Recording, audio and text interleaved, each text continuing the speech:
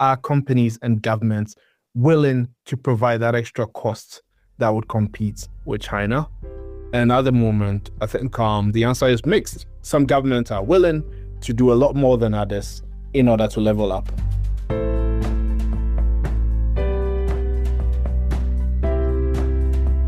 Welcome to Sustainability Leaders.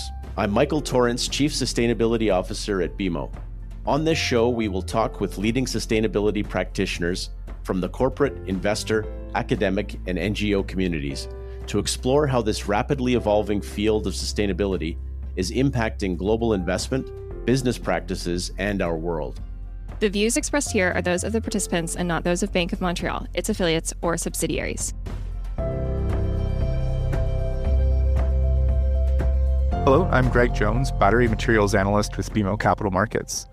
I'm joined today by Kwasi Ampofo, Head of Metals and Mining at BloombergNEF, for a conversation about the complexities of the critical minerals industry and the investment outlook. Kwasi, thank you for being here today. Thank you for having me, Greg. I wanted to start off by setting the stage.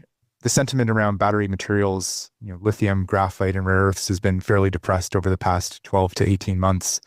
You've seen headlines around slowing EV sales in North America and Europe, impacting demand for certain materials, perhaps an underestimation by the market of lithium supply coming out of certain areas like Africa and certain Chinese mines.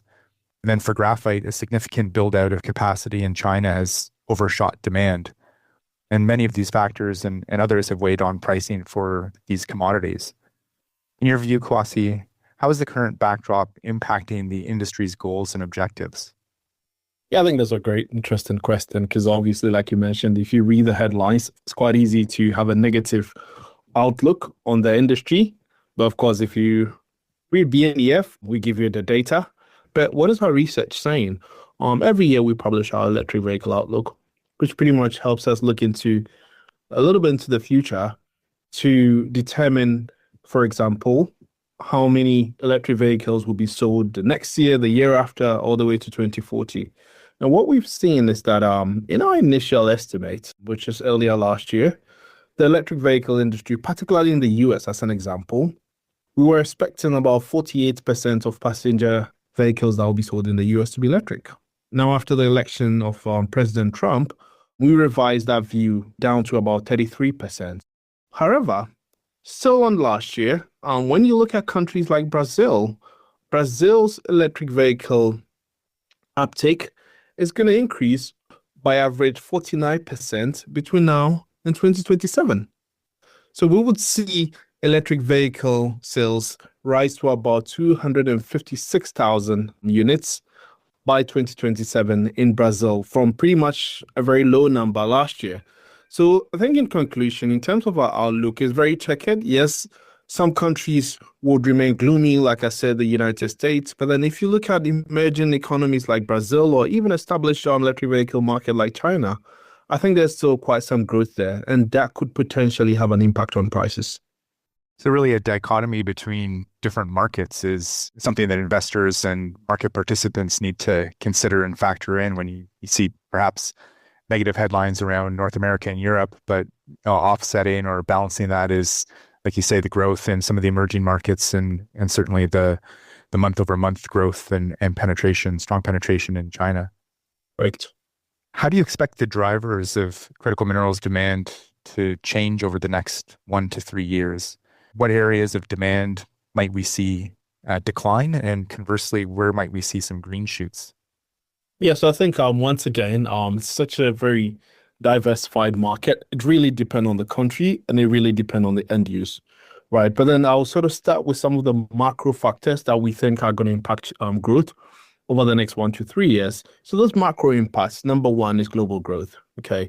If you look at pretty much every consumer product that is being sold today, you can clearly see that over the next 2 3 years, we expect that market to potentially be in decline as a result of high inflation and high interest rates. That obviously would affect the end use for these critical minerals as well. And we don't expect overall at the global level, we don't expect the critical minerals industry to sort of overshoot the fundamentals of economy, which is underpinned by inflation and interest rates. Also, I think policy has a key role to play, right? If you look at some of the initiatives of President Trump, we are waiting to see what ends up happening in Germany, or even policies that could potentially come out of China and countries like even South Africa. I think those policies would also have an impact on whether countries are willing to invest in infrastructure, because mind you, infrastructure is also a very big source of demand for these critical minerals like steel, copper, aluminum that we've talked about. Beyond the macro factors, there are also certain micro factors as well. And within those micro factors, it varies by commodity, okay? So you're looking at, for example, if you take a metal like steel, President Trump is thinking of introducing tariffs over the next coming days, weeks, or months, whichever timeline they choose to settle on. And what that means is that it's going to change or reroute global trade. Either the consumer ends up paying more, which reduces demand, or companies would have to look at building domestic supply chains in the US in order to avoid those tariffs. And that could potentially have a big impact on demand as well. If you look at the carbon border adjustment mechanism in Europe as well, Europe is trying to put a penalty on how much emissions are associated with steel and aluminum production. That could also potentially have an impact on critical minerals because, one, if those penalties are high enough, they could deter or have an impact on demand.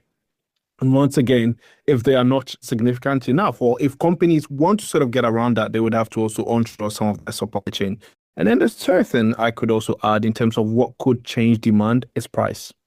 If prices remain the way they are today, I mean, consumption is likely to stay on course.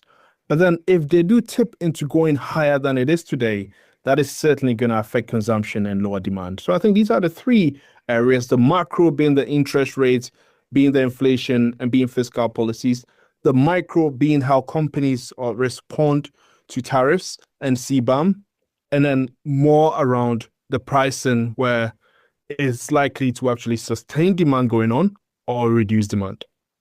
I think those are all great points. And I think we've seen some of those transpire over the past several years as well with sort of the shifting of battery chemistry preferences. You know, you look back a few years ago, NMC was all the talk, and we've seen more of a market share being taken by LFP chemistries, given the cost profile, I think, in a lot of cases. Environmental aspects as well, and regulation and labor as well, with dynamics around cobalt mining in certain jurisdictions, all influencing, I think, a lot of the factors that you were just raising. Sticking with demand drivers, over the past several years, we've seen growth in plug-in hybrid vehicles, which seem to offer consumers a nice middle ground solution versus fully electric vehicles.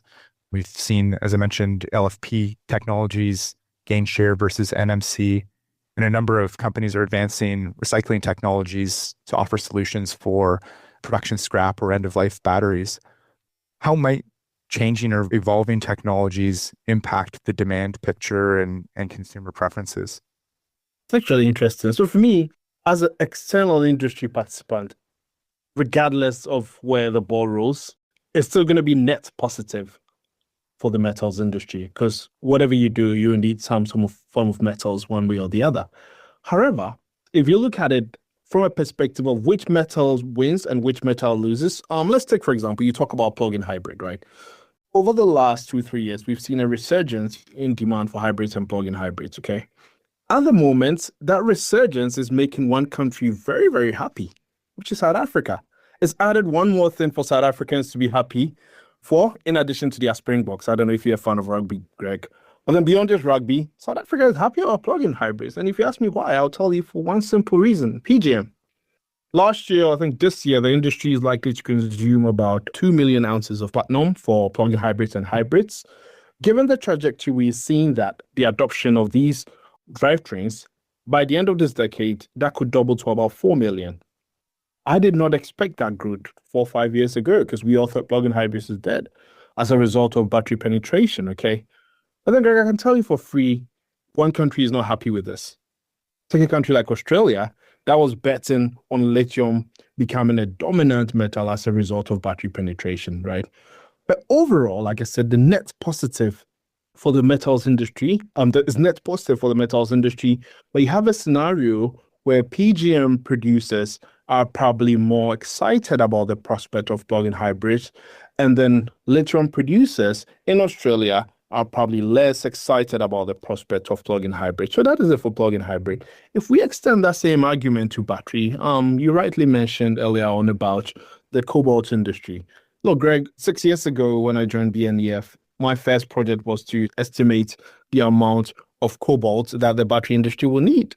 And I quite remember vividly that my first forecast was by 2030, the industry would need 300,000 metric tons of cobalt. Now, fast forward, I did that same model 5 years later, and my models were telling me that they would need about half of that. As you rightly mentioned, the industry was very bullish on these battery chemistries called the NMC, which are high density. That means on one charge, it gives you longer range. But prices of that became so high that if you wanted to penetrate the market beyond where it is today, if you wanted to make electric vehicles an everyday household product and not a premium product, you needed to find cheaper ways to produce it. And now the current prices of these nickel manganese chemistry, cobalt chemistries, it was not sustainable. So we saw Western companies that historically had bet on NMC switch to something called LFP. So lithium iron phosphate battery chemistries. Low in energy density, low in range, but then it does the work, right? Because prices were so high. Now, let me tell you who the biggest losers were. The LFP does not need cobalt. It does not need nickel. So instantly, over the 5 years that we saw companies like VW, Tesla announce LFP models, what happened was that the demand that we were expecting by 2030 significantly halved. So I can proudly say that the reduction in my model or the reduction in my forecast was not as a result of me getting better at my job, but that the industry switching as a result of price. So that is also one technology switch that could make one country happy, which is those that produce the LFP, and another country not so happy if you are the DRC. And you can see that in prices today. That's great perspectives. Thank you. I think listeners will probably be well knowing that China dominates the supply chain for many of these commodities, whether it's lithium, graphite, rare earths, and the refining of processing of those steps. The topic of developing secure and resilient supply chains that reduce dependence on China has been an important theme over the past few years, and even more so recently with all the discussion around tariffs and such. We've seen several Western companies struggle to bring new lithium refining capacity online, and over 90% of processing of graphite and rare earths takes place in China today. Do you think it's possible for Western companies to catch up to China? I think, first of all, I'll say everything is possible. Never say never. There was a time where Japanese was dominating the chip market, semiconductors, and America managed to wrestle its dominance back, right? So never say never. The question, Greg, is at what cost? And are taxpayers and businesses and shareholders willing to absorb that cost? Okay, so we try to put a price tag to some of the, I would use the renewable energy industry as an example. So if you take battery, solar, and wind, if, for example, Europe and the US wanted to onshore the production of all the capacity they will need between now and 2030, you're looking at a price tag of about 30 billion to build these plants alone. And are companies and governments willing to provide that extra cost that would compete with China? And at the moment, I think the answer is mixed. Some governments are willing to do a lot more than others in order to level up. Yeah, following up on the funding side, Western companies have struggled to find the capital necessary to advance their projects. And I think, if you look at the stats around public equity market financings, they've declined materially over the past several years, challenging for companies to raise capital in the public markets. A pool of capital that the U.S. had been providing through the Department of Energy Loans Office seems less certain under the new administration, and a number of the conditionally committed loans could potentially be at risk for not moving forward. What do you think has to happen to kickstart more investment in new critical minerals supply, even if the expected returns that these companies generate at current spot prices are not that attractive potentially? When the external industry or when the external investors or general investors look at the mining industry, they see risk. That is a single reason why money is not flowing into the industry. It's too risky. So to answer your question, I would sort of highlight certain factors that could help de-risk the industry And ultimately, that could help attract some of the capital. The number one thing is really about the capex, which we talked about earlier. At the moment, if you take a commodity like lithium, what the industry is telling us is, in some instances, if you wanted to build a third-party refinery for hydroxide in the US, it will cost you about 5 times more than it would in China. And that is why incentives like the DOE funding you talk about is very important in order to de-risk the capital raising for most of these projects. So that is number one, direct government incentives in order to de-risk capex. The second thing is also about removing the entry barrier in terms of regulation. At the moment, on average, it takes over 10 years, in some instances 20 years, 30 years, to get a single permit for a mine. And it's not because the global consensus or the country consensus where you are does not appreciate the importance of mining. It's just at the moment, you take the US, for instance, you have to go through local laws, you have to go through federal laws, you have to go through state laws, and you have to go through specific, there's no streamline as to what are the specific steps if you wanted to license a mine in the US at the moment. And that is a huge red tape, because if I cannot guarantee my shareholders that if I'm going to enter into this licensing process and in 2 years' time I would have results for you, then no one is going to deploy capital to develop those mines. So I think the second thing is removing those entry barriers and red tape. The third thing also has to do with technical capability. And this technical capability, mostly we put the blame at the doorstep of the mining industry. Technical capability, one, for government officials. There are certain states that the last time a mining project was approved in the US or in Canada was about, 20, 30 years ago. The last person to approve a mine is on pension somewhere. So we need to retrain government officials that permits these projects. The second thing is also about technical capability of communities. Communities need to understand the role mining plays to everyday life and the energy transition, to defense, to homes and all that, right? So there should be that education as to what is the importance of mining. And finally, there should be that technical education of the industry itself. How can we ensure the industry produces its raw materials sustainably without doing any harm to the environment? And collectively, if we address these challenges, I think that investors will fall in love with mining again and we'll see capital flow.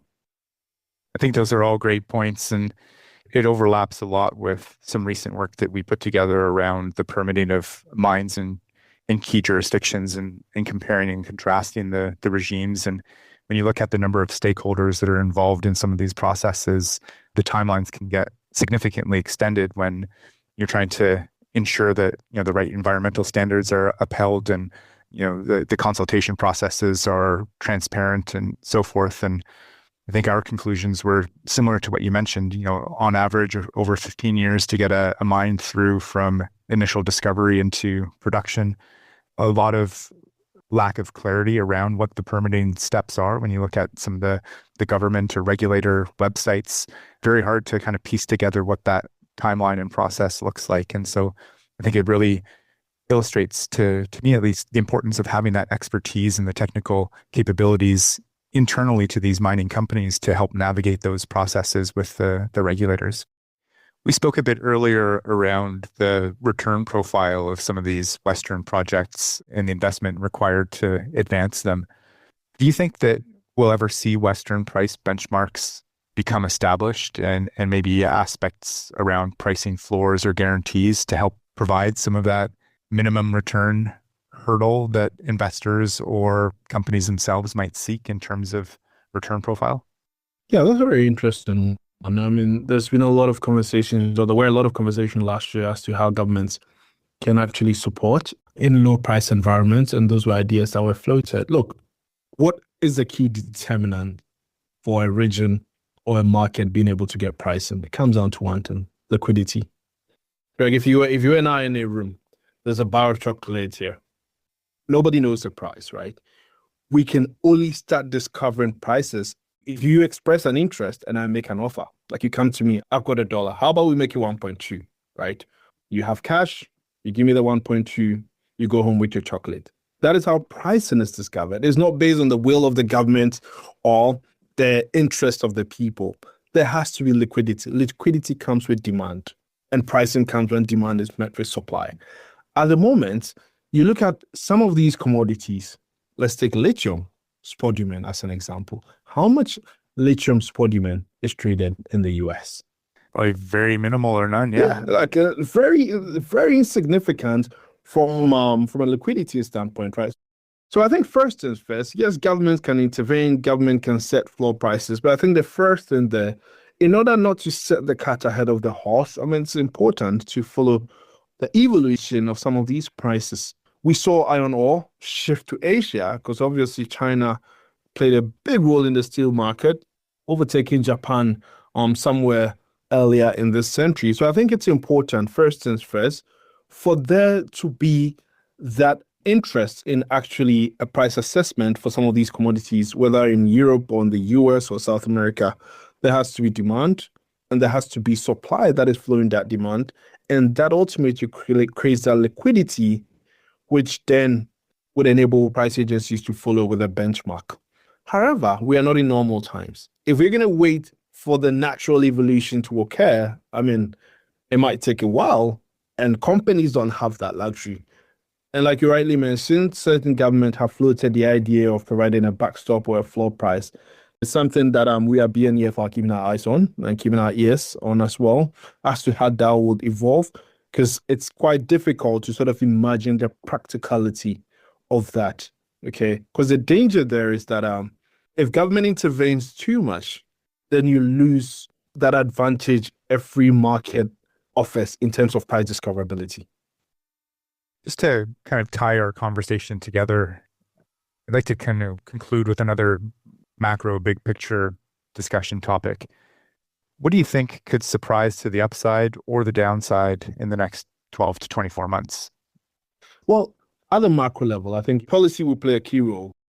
If Trump escalates its tariffs on certain metals, that is likely to sort of attract retaliation from other markets like China or Europe, and it becomes a race to a tariff market. The second thing for me, it's also interest rates, okay? And commodities like copper are very exposed to the global economy. So if interest rates ultimately comes down over the next 24 months, that will certainly have an impact on consumption as well. It's likely to increase consumption of certain household items, which will drive demand for copper. Another one that we're also keeping an eye on is the lithium market, okay? I think for now, the industry was struggling with overcapacity. We still don't know what Chinese majors in the lithium industry endgame is, because they're still doing M&A, they're still doing acquisitions, okay? And if we have another major acquisition of an undeveloped project anywhere else in the world over the next 24 months, I would say that that could potentially extend the low price environment we see now. Now let's come to nickel. Very interesting one, okay? Indonesia. At the moment, Indonesia is also struggling with overcapacity, and that has led to prices falling. There was initial indication that the government is likely to or could potentially review the production quotas or export quotas, whichever one comes first, for some of these producers in the region. If I wake up tomorrow or any other day over the next 24 months and that happens, Greg, that would have an impact on prices. So I'm keeping an eye on that as well. And then the final one I'll talk about is the real estate building industry in China.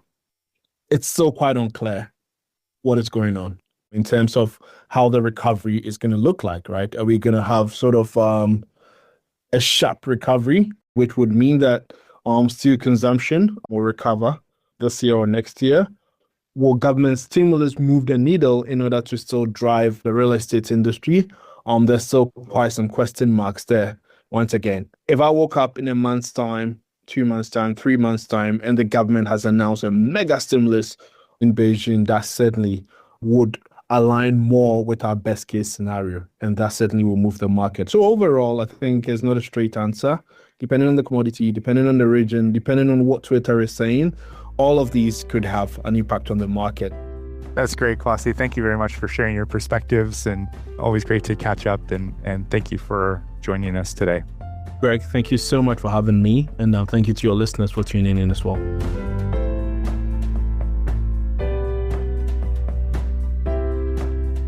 Thanks for listening to Sustainability Leaders. This podcast is presented by BMO. You can find our show on Apple Podcasts, Spotify, or your favorite podcast player. Press the follow button if you want to get notified when new episodes are published.